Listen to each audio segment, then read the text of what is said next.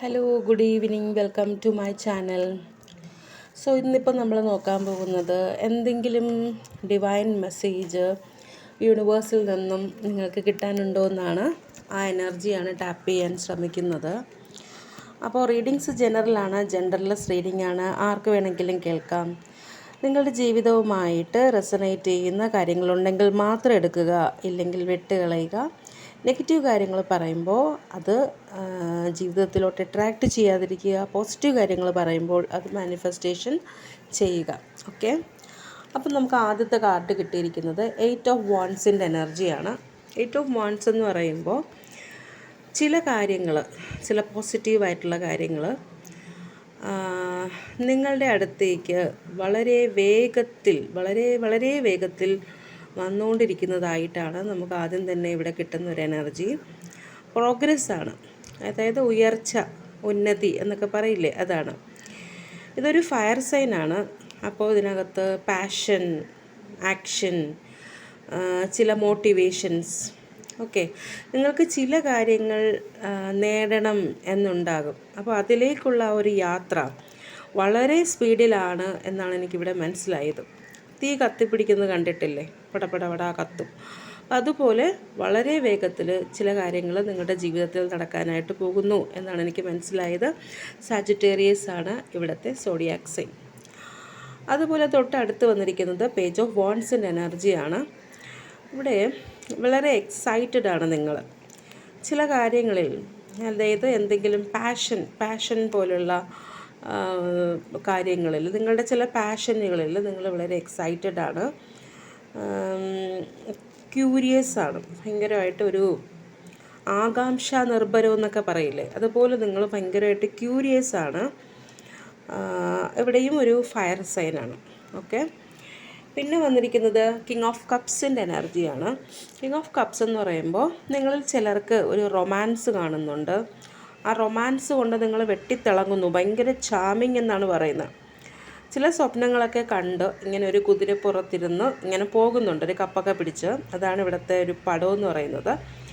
ഇത് വാട്ടർ സൈനാണ്. ചിലപ്പോൾ ഒരു ഇമോഷണൽ എനർജി കണ്ടിട്ട് നിങ്ങൾ അടുത്തോട്ട് വന്ന ഒരു ഇമോഷണലായിട്ടുള്ള ഒരു പോസിറ്റീവ് എനർജി, ഒരു അഫെക്ഷൻ കണ്ടിട്ട് ഇങ്ങനെ മയങ്ങി പോകുന്നതായിരിക്കാം. അല്ലെങ്കിൽ ഒരു വ്യക്തിയെ കണ്ട് മയങ്ങി സ്നേഹം പറയാൻ പോകുന്ന ഒരു പോക്ക്, അതും ആകാം. ഓക്കെ, പിന്നെ ഇതിനകത്ത് വന്നിരിക്കുന്നത് 6 ഓഫ് പെൻഡക്കിൾസിൻ്റെ എനർജിയാണ്. ഇതെന്ന് വെച്ചാൽ balance in giving and receiving എന്ന് പറയും. അതായത് കൊടുക്കലുകളിലും വാങ്ങലുകളിലും ഒരു ബാലൻസ് വേണം എന്നാണ് ഇവിടെ പറയുന്നത്. ഓക്കെ, സ്നേഹം കൊടുക്കുന്നെങ്കിൽ അത് നിങ്ങൾക്ക് കിട്ടുന്നുണ്ട് എന്ന് ഉറപ്പ് വരുത്തുക. എന്ന് വെച്ചാൽ പിടിച്ചു വാങ്ങുക എന്നല്ല അതിനർത്ഥം. ഒരു ഭാഗത്തോട്ട് ഇങ്ങനെ കൊടുത്തുകൊണ്ടിരിക്കരുത്, അത് അപ്പുറത്ത് നിൽക്കുന്ന ആൾക്ക് അതൊരു ശീലമാകും. നിങ്ങൾ ഒരു റിലേഷൻഷിപ്പിലാണെങ്കിൽ, ഒരു ആരോഗ്യകരമായ റിലേഷൻഷിപ്പാണെങ്കിൽ കൊടുക്കൽ വാങ്ങൽ ബാലൻസ്ഡ് ആയിരിക്കും. ഓക്കെ, ഒരു ഫെയർനെസ് ഇൻ റിലേഷൻഷിപ്പ് എന്ന് പറയും. ഓക്കെ, ഒരു റിലേഷൻഷിപ്പിനകത്ത് അങ്ങോട്ടും ഇങ്ങോട്ടും ഉണ്ടെങ്കിൽ മാത്രമേ അതൊരു നല്ലൊരു റിലേഷൻഷിപ്പാണെന്ന് നമുക്ക് പറയാൻ പറ്റുള്ളൂ. അതിനുശേഷം ഇവിടെ വന്നിരിക്കുന്ന എനർജി എന്ന് പറയുന്നത് 4 ഓഫ് പെൻഡക്കിൾസിൻ്റെ എനർജിയാണ്. ഇവിടെ നിങ്ങൾ എന്തോ ഒരു കാര്യത്തിനെ ഒരു പ്രത്യേക രീതിയിൽ ഹോൾഡ് ചെയ്ത് മുറുക്കെ പിടിച്ചിട്ടുണ്ട് ഒരു എനർജി. ചിലപ്പോൾ അതൊരു കാശാകാം, അല്ലെങ്കിൽ വസ്തുവകകളാകാം, അല്ലെങ്കിൽ സ്വർണം, പാത്രം, അങ്ങനെയുള്ള കാര്യങ്ങളാകാം. ചിലപ്പോൾ അത് വ്യക്തികളെയും ആകാം. ചിലപ്പോൾ അത് ഹോൾഡ് ചെയ്തിരിക്കുന്നത് ചിലപ്പോൾ പ്രൊട്ടക്റ്റീവായിട്ട് നിൽക്കുന്നതായിരിക്കും, സംരക്ഷണം കൊടുക്കുന്നതായിരിക്കാം. പക്ഷേ എന്തും നമ്മൾ ഓവറായിട്ട് ചെയ്താൽ അതത്ര നല്ലതല്ല എന്ന് പറയും. ഓവറായിട്ട് ഒന്നും ചെയ്യുന്നത് അത് മറ്റുള്ളവർക്ക് അത് പോസിറ്റീവായിട്ട് വരില്ല. മറ്റുള്ളവർക്കല്ല, നമുക്ക് തന്നെയും അത് പോസിറ്റീവായിട്ട് വരില്ല. പക്ഷെ അങ്ങനെയുള്ള ഏതോ ഒരു കാര്യം നിങ്ങളിവിടെ ചെയ്യുന്നുണ്ടെന്നാണ് എനിക്ക് മനസ്സിലായത്. ഇനി വന്നിരിക്കുന്നത് ജസ്റ്റിസ് കാർഡാണ്. ജസ്റ്റിസ് എന്ന് പറയുമ്പോൾ ജീവിതത്തിന് ഒരു ബാലൻസ് വേണമെന്നാണ് പറയണം. എന്ത് കാര്യത്തിനും നമുക്കൊരു കർമ്മഫലം ഉണ്ടാകും. ഫെയറായിട്ട് നിൽക്കാൻ ശ്രമിക്കുക, ഏത് കാര്യത്തിലും ഫെയറായിട്ട് നിൽക്കണം. ഓക്കെ, നിങ്ങൾ ഇങ്ങനെയാണ് ചിന്തിക്കേണ്ടത്. ഞാൻ എന്ന വ്യക്തി ഒരു സോളാണ്. ആ സോൾ ഏറ്റവും പ്യുവർ ഫോമിലാകണം നമ്മൾ ഈ ലോകത്ത് നിന്നും പോകുമ്പോഴും അപ്പോൾ എൻ്റെ കൂടെ ഉള്ളൊരു പാർട്ട്ണർ തെറ്റ് ചെയ്യുന്നു എന്ന് വിചാരിച്ചിട്ട് അതെന്നെ എഫക്റ്റ് ചെയ്യില്ല. ഇത് പാർട്ട്ണറോടുള്ള സ്നേഹം കൊണ്ട് നമ്മൾ പല പകലും രാത്രിയും ഒക്കെ കരയും. അതിൻ്റെ ഫലം നമുക്ക് വയ്യേണ്ടാവും, അല്ലേ? ദേഷ്യപ്പെടും, നമുക്ക് വയ്യേണ്ടാവും. അപ്പോൾ അതും ഒരു കർമ്മഫലമാണ്, നമ്മൾ ചെയ്യുന്നൊരു കർമ്മത്തിൻ്റെ ഫലമാണ്. അപ്പോൾ ഓരോ കർമ്മം ചെയ്യുമ്പോഴും അതിനെ നമ്മൾ അനലൈസ് ചെയ്യുക. ഇത് ചെയ്താൽ എങ്ങനെ വരും, ഇത് ചെയ്യണോ എന്നുള്ളത് നമ്മൾ അനലൈസ് ചെയ്യുക. അപ്പോൾ ചോദിക്കും, ഇത് അവർക്ക് ബാധകമല്ലേ എന്ന്. ബാധകമാകും. ആരും എനിക്ക് കർമ്മ കിട്ടിയേ എന്ന് വിളിച്ചിങ്ങനെ പറഞ്ഞു നടക്കാറില്ല. അത് അനുഭവിക്കും. നമ്മൾ വിചാരിക്കുന്ന നേരത്താകില്ല അവർക്ക് ആ കർമ്മ കിട്ടുന്നത്, പക്ഷെ തീർച്ചയായിട്ടും കിട്ടും.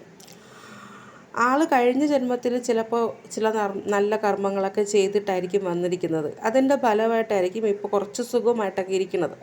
പക്ഷേ ഈ ജന്മത്തിലെ ബാഗേജുകൾ ഇവിടെ തന്നെ അത് തീർന്നില്ലെങ്കിൽ അടുത്ത ജന്മത്തിലോട്ട് പോകുമ്പോഴും അതെന്തായിട്ടാണെങ്കിലും ആ ഒരു കർമ്മഫലവും ക്യാരി ചെയ്തിട്ടായിരിക്കും അവർ പോകുന്നത്. മനസ്സിലായോ? അപ്പോൾ കർമ്മഫലം എന്ന് പറയുന്നത് എപ്പോഴും നമ്മൾ തിരിച്ച് വീട്ടാനുള്ളൊരു കാര്യമാണ്. അതിൽ നിന്ന് രക്ഷപ്പെടാൻ ആർക്കും പറ്റില്ല. ഇനി 7 ഓഫ് പെൻറ്റക്കിൾസ് എന്ന് പറയുന്ന എനർജി ഉണ്ട് ഇവിടെ.